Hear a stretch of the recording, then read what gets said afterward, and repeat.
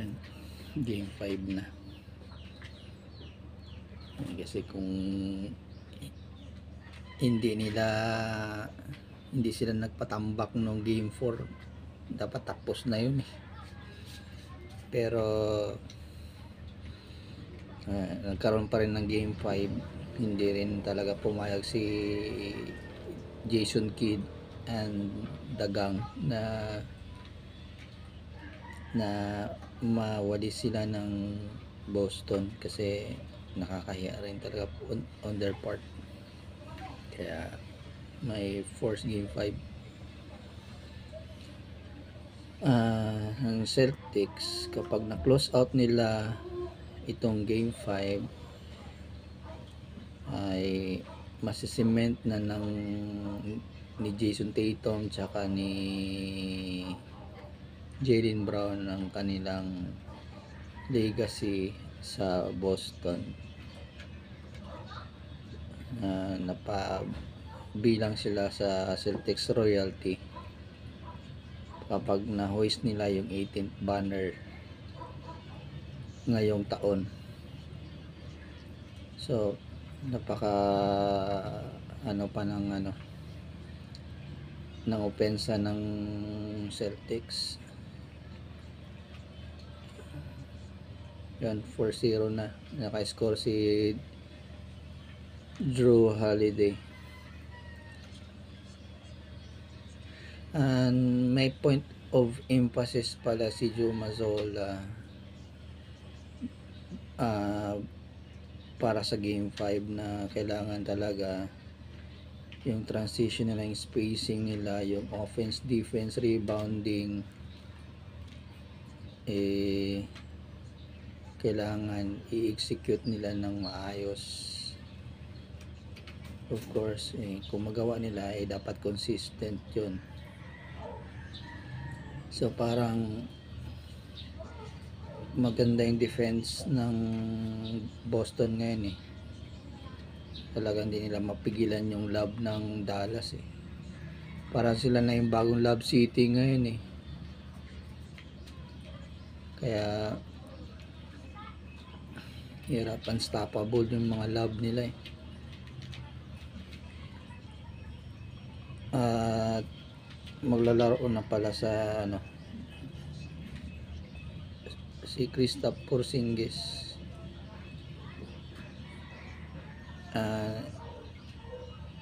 Kailang off the bench siya. Si Horford yung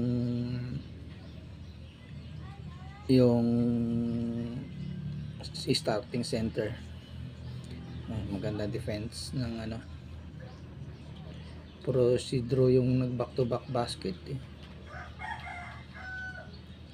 So sa tingin ko magiging X factor na yung game 5 si Drew Holiday. And then talagang matindi yung depensa.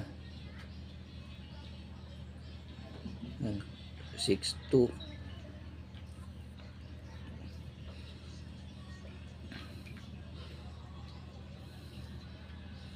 Ewan ko lang kung si Luka ngayon, pero very tight defense ngayon. Parang gusto nang kunin ng kasi the last time na nag-champion ang Boston, this time of the year din yun, noong 2008 and 6 mga ganito, mga din.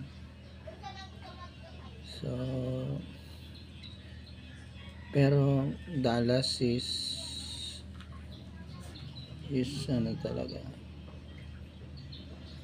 is fighting for their lives and stay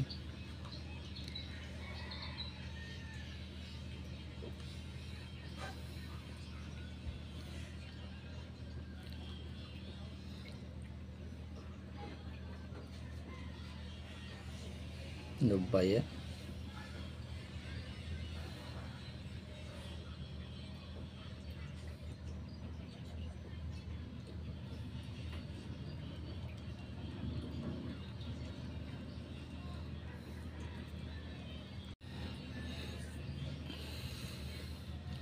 Ayan, pumasok na yung tira ni Al Horford sa 3 points. So nung game 4 talagang hindi talaga gumana yung 3 points ng Boston Celtics eh. Not as consistent sa mga ibang laro nila sa regular season, sa playoffs. Nung game 4 talaga parang madalang, parang ambon eh yung 3 points ng ano. Do si Hauser is may tatlong sunod na 3 points yun, pero hanggang doon na lang yun. The rest of the game wala. So blowout yung naging laban nila nung game 4. 48 ata, binura nila yung record ng Chicago Utah Jazz final na nung ano 42 lang yung sa Jazz eh, yung tinambakan sila ng Boston game 1. Ngayon yung game 4 binura ng Boston yung record eh, 48 yung margin. So parang nakakahiya eh, kasi parang hindi sila ano eh, top dogs ng NBA ngayon eh. Parang beat down talaga yung nangyari. I don't know kung pinapasarap lang nila yung series or not, even though nakakaya pa rin kasi parang NBA Finals 48 yung lamang, a total domination of Dallas against Boston. Parang hindi dapat ganun yun eh. Game 4 okay lang sana nung game 1 eh, or nung game 3. Game 4 na beat down ang nangyari. May mga ano, may mga point of emphasis ang si Joe Mazzola na kailangan daw ma-execute nila ang mga transition defense, offense, spacing, yung rebounding, offense at defense. Tapos create yung mga open windows, yung mag-create ng open shot. Yun yung mga point of emphasis ni Joe Mazzola in game 5. So mas disappointment yon sa mga Celtics fans na binit down sila ng Dallas ng game 4. So parang ngayon napakahigpit ng depensa nila. Yun yung ano ngayon talaga na parang kukunin nila kasi mga ganitong araw din nag-champion yung Celtics noong 2008 sa panahon ni Paul Pierce, na big 3 sila no ni Kevin Garnett, ni Ray Allen, at baguhan pa noon si Rajon Rondo eh. Kung hindi lang siguro na injured nung time na yun si Kevin Garnett ng 2009, malamang magkakasunod yun, tatlong sunod na puro Boston Lakers ang magkakaano. So ngayon kung magiging 18 na sila, mag-champion ng Boston ngayon, pang 18 nila, mauungusan na nila ang Lakers na may 17 each sila eh. At ang pinakamaraming finals appearances pala ay ang Lakers na may 32 finals appearances, ang Celtics 22 or 23.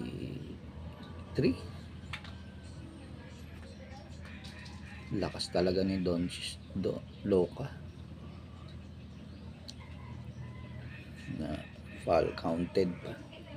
Grabe ng depensa nun eh. Ang hirap ng depensa sa kanya eh, pero pumapasok pa rin top shots niya,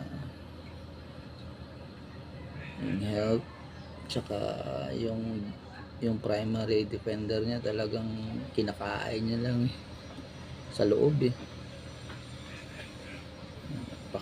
Napakagaling talaga niya ni Luka eh.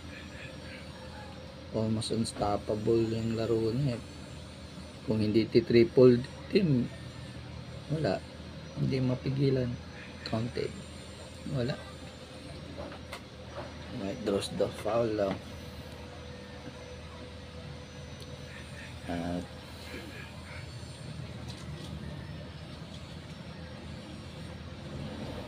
yan. Parang yung mga game plan ni Joe Mazzulla, may mga maganda yung mga opportunities na create nila sa mga plays ni Joe Mazzulla ngayon. Do maaga pa, 5 lang ang labang at pumasok na si Porzingis. Na-miss niya yung game 3 and 4 dahil na-dislocate yung tendon niya. So kung maganda yung laro ni Porzingis, sigurado na mananalo sila, kasi ang hirap naman na si Al Horford lang and then si Xavier Tillman na depensa, pero minsan nung game 4 wala hindi man lang siya naramdaman blow up, beat down hindi na pumapasok, hindi na carry over hindi na dala ng Dallas yung laro nila nung game 4, pero maaga pa naman din para sabihin na pangit ang laro nila. Si Green tumira ng 3 points. Ayun, aga pa para masabi mo talaga na, pero ano ba yan, open point blank yung tira ni Holiday, wala, hindi pumasok.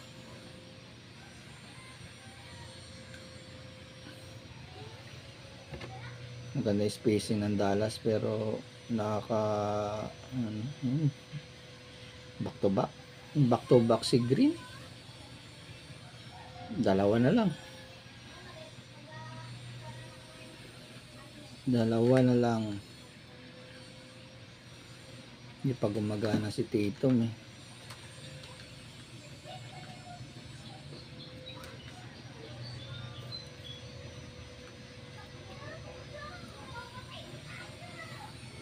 ang depensa ng Dallas nagkaroon ng run ng Boston, 8-0 run, patapos na yung first quarter, 24 minutes na, so may final shot ang Boston. Bigla na lang pumalagwa ang Boston so 10 na lamang, walang sagot ang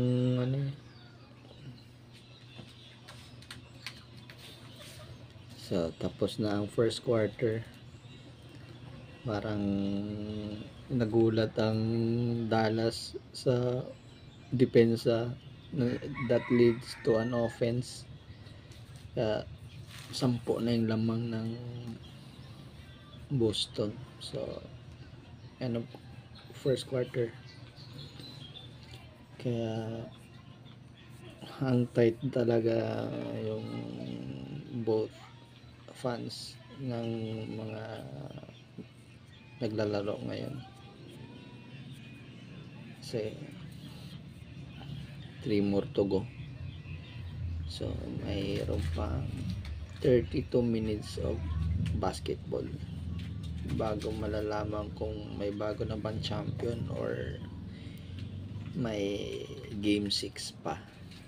Pero the way Boston played today, parang yun yung Celtics na domination yung nila, ang laro nila. Yun yung Boston na nag-dominate ng NBA ng regular season. So hindi mo masasabi na meron silang tough competition nung playoff kasi injured si Butler, na-injured si Donovan Mitchell, na-injured si Haliburton. So parang dalawa lang talo nila bago mag-finals. So parang yung pattern nila na sa playoff parang isang talo lang. So dalawa, kung mananalo sila tatlo, so ang record nila sa playoffs pag mag-champion sila ano 16-3,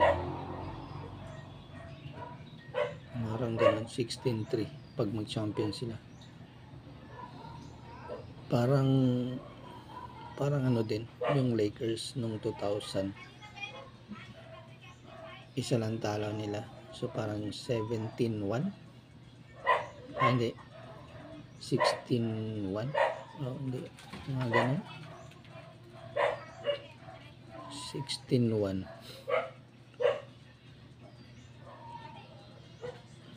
Parang ganun yung record ng Lakers. Malapit na yung second quarter. Lumalaban pa ang Dallas. Siyang malalamang. Sa history pala ng Celtics, this yung 3 in a row nila. Sa home court pala sila na eliminate 2022 against Warriors, tsaka last year nung na-eliminate sila nung game 7 sa Boston Garden din yun na nangyari. So parang ngayon gusto nilang manalo para ibigay sa mga Celtics fans yung championship, pero masyado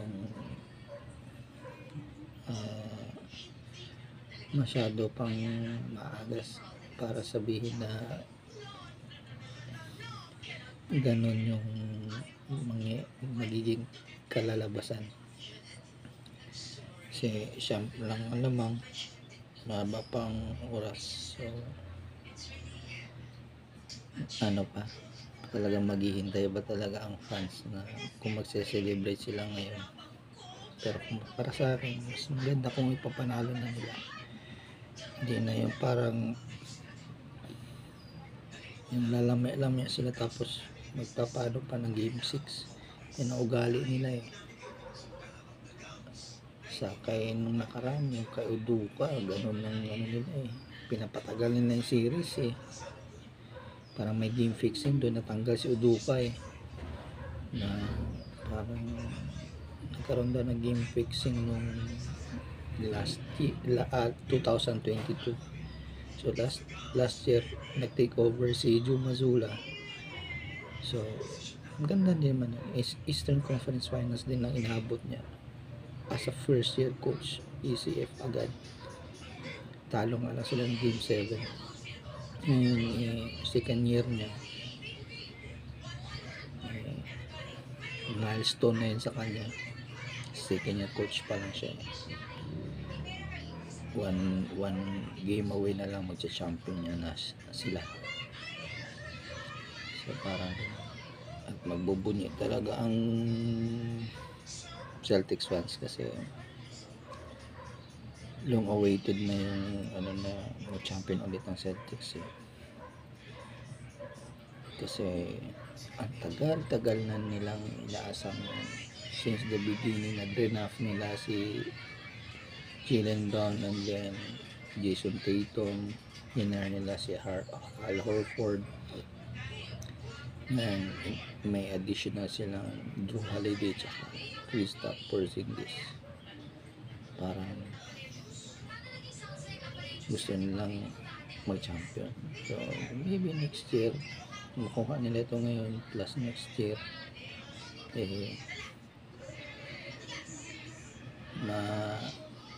malalagay naman ang Boston sa mapa na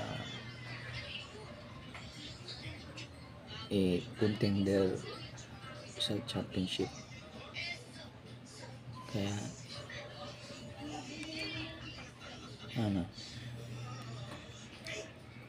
pag-iigihan naman nila yan. So, ngayon parang aggressive sila, so parang gustong-gusto na nilang masungkit yung pang-18 nila. Mararamdaman mo na yung celebration ng mga Boston fans kasi 18 na yung lamang.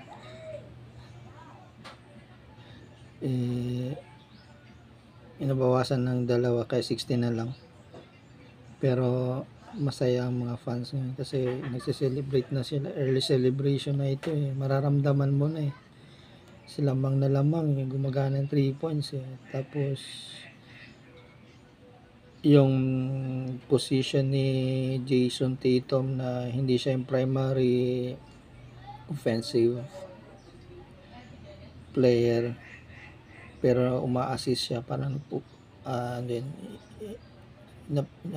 nung game mo napansin ko na yun nagpo-point forward siya mala Scottie Pippen tsaka LeBron James yung laro niya. He will score in the right place at the right time, but most of the time parang nagki-create siya ng mga open windows, opportunities na magiging successful yung team nila.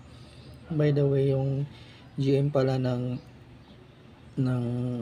Boston ngayon na si Brad Stevens naging coach din siya nung Celtics. Ganda yung naging run, kaabot sila ng ECF nun siya yung coach, pero ngayon naging GM na siya, and then yung mga acquisitions niya para mas maging malakas ang una niyang kinuha si Derek White, si Al Horford, ngayon si Drew Holiday at si Porzingis. So parang yun yung pinaka move niya nung siya naging GM. Tahimik ni Luka ngayon so 16 ang lamang 18. Kaya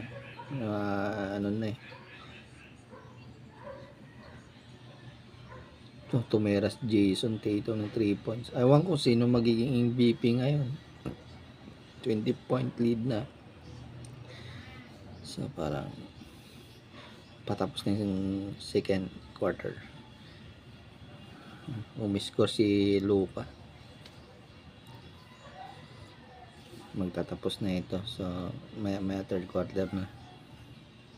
Pangalawa ng buzzer beater ito ni Preacher kaya malamang inis na inis ang Dallas every time na magtatapos na yung tumitira ng haymaker yung game 2 pala niya nung game 2 yun niya ginawa yung una niyang half court ngayon na naman inulit niya naman.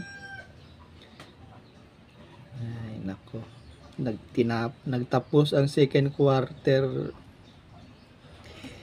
na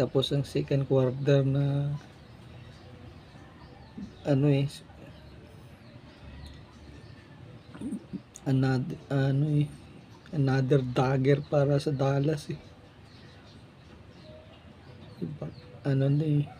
paborito na ata ni Preacher 21 point lead ang Boston sa end of second quarter. Mamaya third quarter na naman. 24 minutes na lang naiiwan sa laro, so malapit na magkaroon ng bagong champion or the Dallas pull something that will extend the series. I don't know, sana, pero ako nasa Boston fans, gusto ko nang matapos na yung laro na panalo ang Boston Celtics. One thing is for sure na si Jaylen Brown developed his leadership skills all throughout the years since he was drafted alongside with Jason Tatum. Si Kyrie Irving, Jaylen Brown said he learned a lot from Kyrie Irving during the tenure of Kyrie in Boston.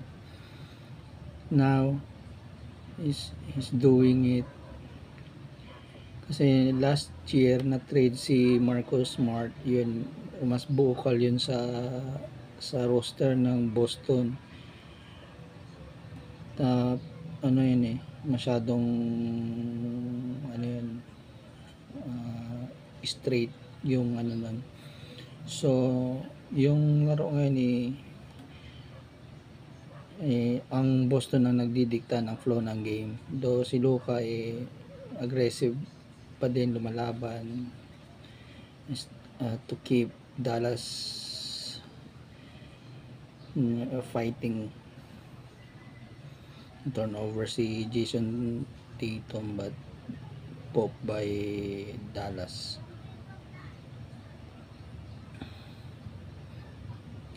And si Kobe White, uga ang dalawang front teeth niya. So Mazola's playmaking nag-workout.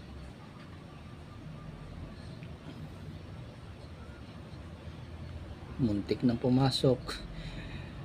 Ang sabi ni Pat Riley pala na I quote, no rebound, no title. Grabe. Defensive rebound ng tsaka offensive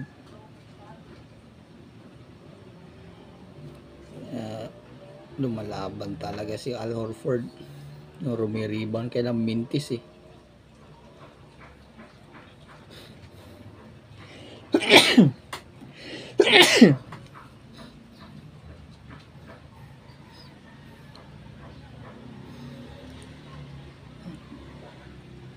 18 pa rin ng lamang.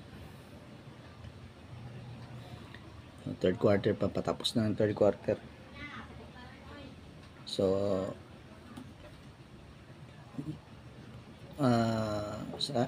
kung mapababa ng Dallas yan within a striking distance, may pag-asa sila na maging tight game ito, pero kung hindi, malabo na. No safe is lead sa NBA, especially in playoffs. Yung mga highlights pala ng championship ng Boston, yung pinaka-recent talaga yung 2008, and wala nang kasunod yun. Kaya ngayon talagang sinisigurado nila na mananalo sila ngayong game 5. Lumamang pa nga sila ng 26, kailan napababa ng 18, ngayon 17.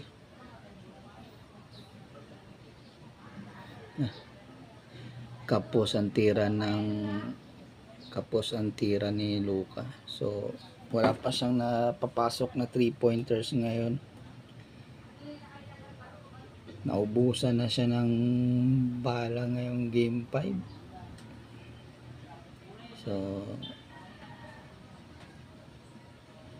lumalamang at parang hindi mo makikita na magpapatalo ngayon yung Boston. Pati si Hauser nagko-contribute. So 19 na yun lamang. 2 minutes na lang sa third quarter, hindi pumapasok yung tira ng Dallas. So ang tanong na lang, sino kaya mag-finals MVP ngayon sa Celtics? Dumira yun, isa na yun sa contender ng finals MVP, si Jaylen Brown. So 86 65. Butata naman ang Dallas.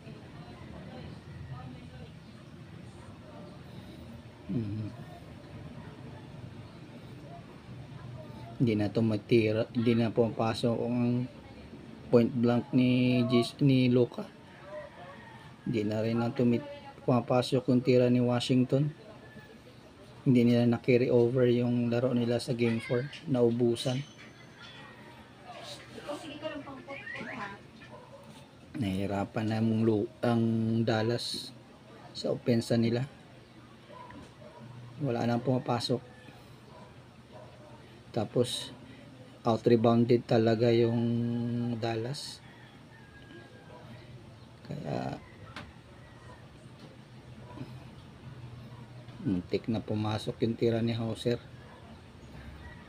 So 33 seconds na lang ang nalalabi sa third quarter. So parang Boston is nearing for their 18th title. 19-point lead. Mababa pa rin kasi may 12 minutes pang maiiwan sa laro. And last shot na sa third quarter ang Boston, and then the Boston fans may standing ovation. So the exciting is there.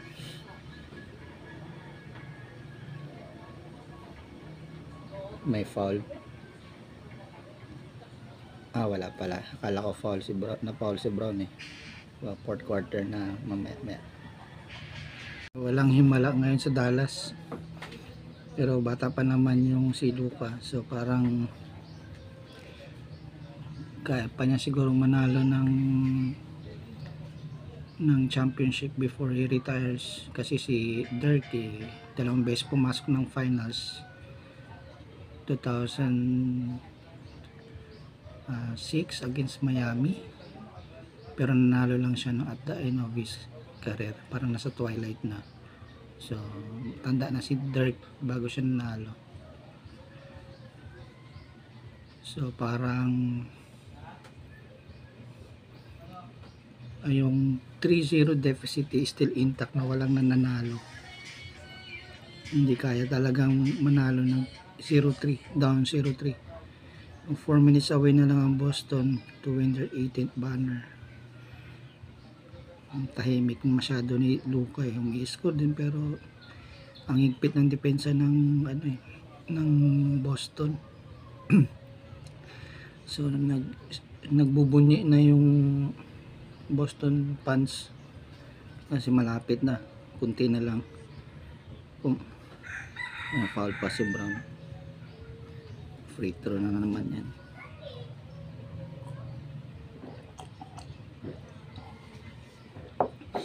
So yung Boston ngayon is now, yung Boston Press now paying dividends, and they will get their 18th banner sa pagkuha nila kay Jaylen Brown sa Jason Tatum with all additional personnel para to win a championship and go for a dynasty. So malaking bagay yan sa Boston kasi sila na naman ang mangunguna sa listahan ng pinakamaraming championship na franchise in NBA history. So parang napakalaking success.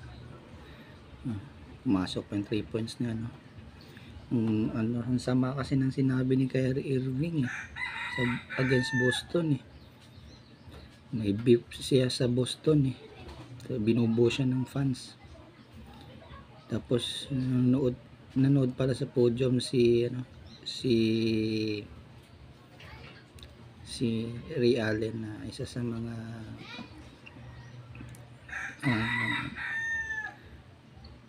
person na or player na nagpa-champion sa Celtics noong 2008. So parang John Masolo won't take any risk, nag time out siya. So 21 pa rin ang lamang. 3 minutes na lang. Hindi siya nagbabaka sakali or walang bahala na baka kasi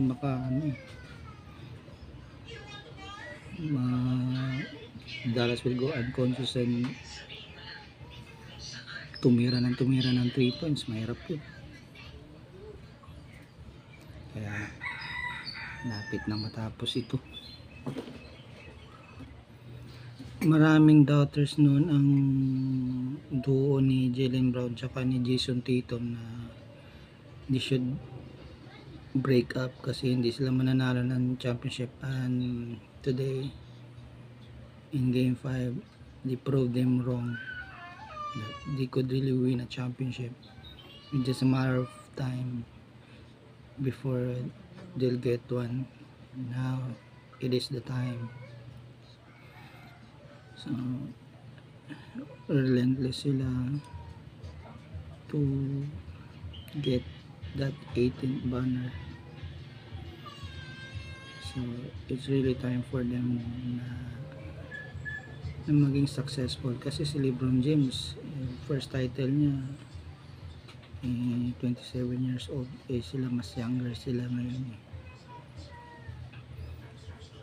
Kung hindi pa lumipat si LeBron, hindi pa makakuha ng isa Cleveland muntik nawalis pala siya ng 2007 ng Spurs, so parang nanalo lang siya sa Cavs nung bumalik sila at down 1-3 sila nun. So mga heroic ni Kyrie Irving yung nagpapanalo dun.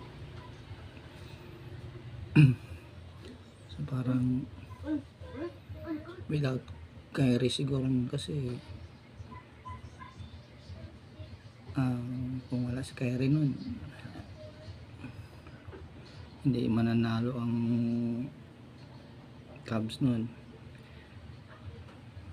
So parang ngayon parang hindi kinaya ni hindi kinaya ni Kyrie. Yan si Luka kasi ang primary player ng na yung start ng Dallas na nagdadala sa team.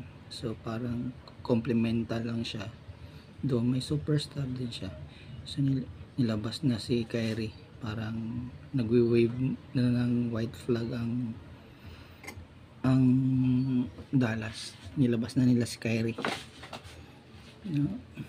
Sigurado na kasi 20 ang lamang. So sigurado magsasaya na naman sila.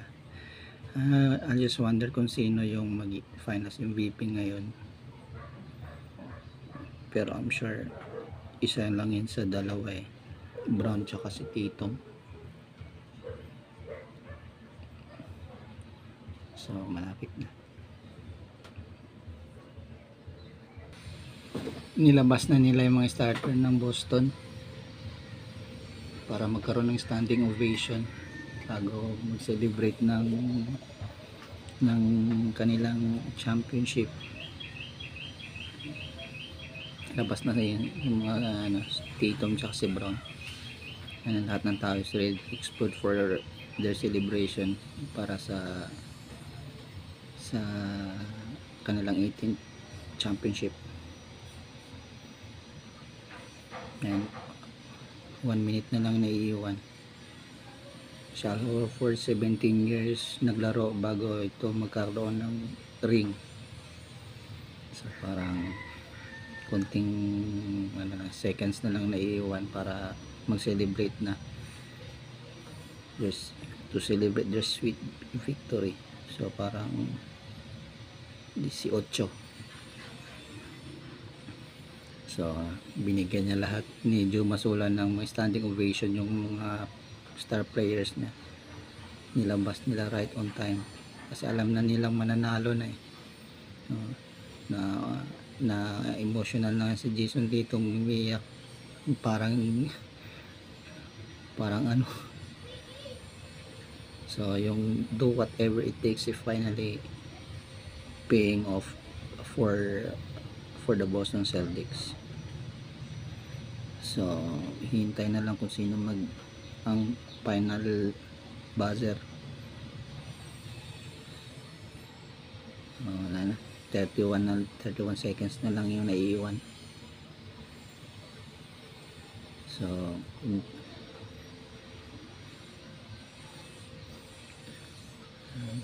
wala na, tapos na. Meron nang bumalik na naman sa Boston yung championship sa NBA. Tagal din nilang hinintay. So yung mga expectation sa Boston nagtatapos na, at napatunayan na nila na nagtatapos na ang series na Boston yung nanalo. So masaya yung Boston fans saka yung mga players. Bata pa naman si Luka, meron pang chance yan maybe next year, pero ang hirap na rin talaga gawin yan. There's no guarantee na a team can go back sa finals kasi ang hirap ng competition. So ngayon parang ina-highlight nila si Jason Tatum kasama yung anak niya, parang shower na ng confetti. So parang masaya rin sila. So parang hinihintay na lang kung sino yung awarding ng trophies, yung Larry O'Brien trophies tsaka yung finals MVP. Yun yung yung hinihintay na lang. Talagang it's finally over. The Celtics is victorious sa 2024 NBA Finals, and kudos to the Dallas Mavericks kasi lumaban din sila, though expected talaga mananalo ang Boston. Pero kung Timberwolves o Denver, maybe it's a different kasi mas malakas yun ewan ko lang kung bakit nakapull ng upset ang Dallas pero ngayong taon is the Celtics domination emerges.